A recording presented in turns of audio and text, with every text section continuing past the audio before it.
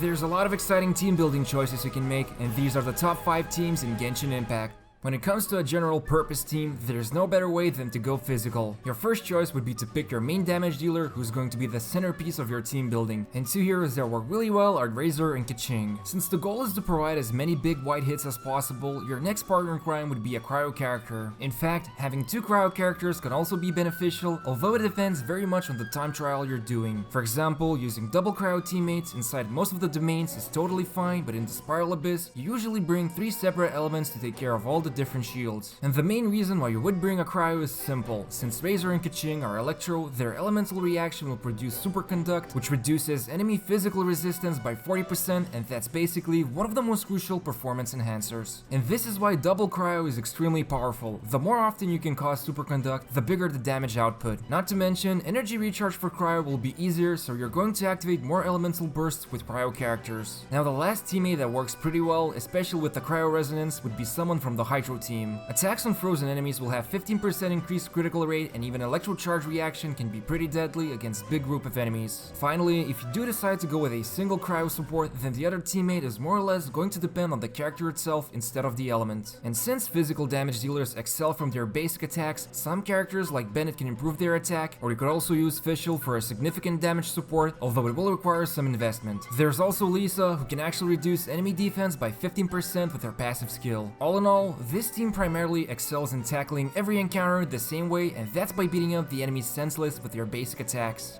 The power of Pyro reveals itself in this team composition, and when it comes to picking your main damage dealer, Diluc and Klee are the strongest choices just because of how consistently they can deliver Pyro elemental damage. And there's no one better than Xiangling or Bennett who will provide the Pyro elemental resonance and of course their support. Unlike physical teams who mainly use electro characters, activating Pyro resonance for extra damage is of more importance than gaining additional energy recharge. And what's also great about Pyro is the Crimson Witch of the Flames artifact set, which is the ultimate goal of many Diluc players, and it provides some of the best set bonuses in the entire game. Pyro is currently one of the most flexible elements, since both Melt and Vaporize can be triggered, so bringing a team who's either in Cryo or Hydro will give a big boost in damage, ending up with massive bursts from Diluc or Klee's charge attacks. Now the last teammate is usually going to be Anemo. In particular, it could be either Sucrose or Venti. If it's Sucrose, then her primary goal is to provide elemental mastery from her passives, while Venti is extremely good at grouping enemies in one place. In fact, you could use the Traveler as well, especially once you unlock the last constellation, which reduces enemies' resistance. Speaking of which, the biggest reason why you'd bring Anemo would be the Viridescent Venereer set, since it will help you reduce your enemies' resistance significantly. But probably the most unfair thing about Pyro currently would be Spiral Abyss, because floors 9 and 12 give huge boosts to this particular element. So there's a reason why Pyro is considered to be one of the strongest elements in the game, and this is definitely one of the top teams, especially when it comes to the Spiral Abyss.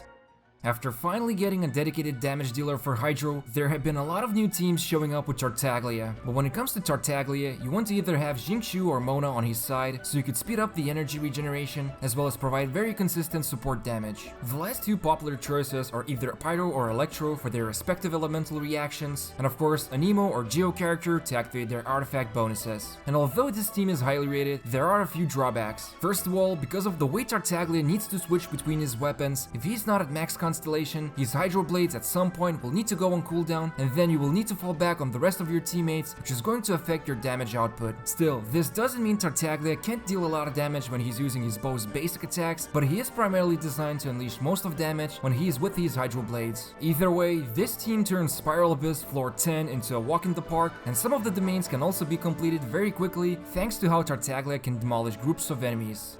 There's been a lot of buzz surrounding this team, especially in the Chinese community. The ultimate combo of Jean and Venti has shown that you don't really need to play too much with elemental reactions, and you can instead resort to powerful character combinations. And the main reason why this team is so good, even ignoring the fact that we're still missing the other 2 teammates, would be the insane rate of how often you will be able to unleash your elemental bursts. While your Venti is busy gathering everyone in one place, Jean can unleash her own burst that will have everyone neatly sitting inside the circle. And one of the more insane things you can do with Jean routine would be by using your elemental skill on the enemies after they have landed from Venti's burst and launching them into air to deliver huge fall damage. This is also an extremely flexible team, meaning you can bring two separate element characters, for example Electro and Cryo, to trigger Superconduct and use Jean to finish off everyone with her basic attacks. And because of the way Swirl works, you can have a longer uptime of any of the other elemental statuses, resulting in easy to achieve reactions. Basically, this team demolishes nearly every single domain without any challenge, except for the very few, like the one with the Geo artifacts, where a Ruin Hunter is a bit too heavy to be pushed around.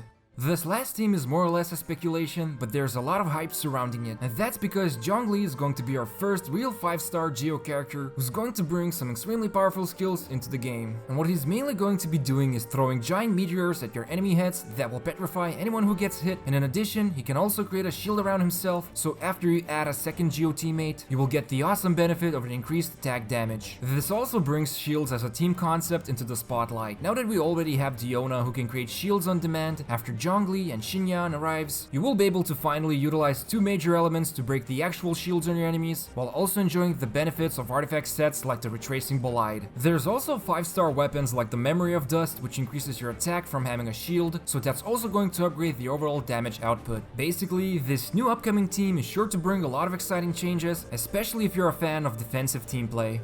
Enjoyed the video? Make sure to subscribe to us by hitting the bell notification on and gently pressing the like button. You can also get more useful Genshin Impact news and guides by following us on Twitter. Thank you for watching us.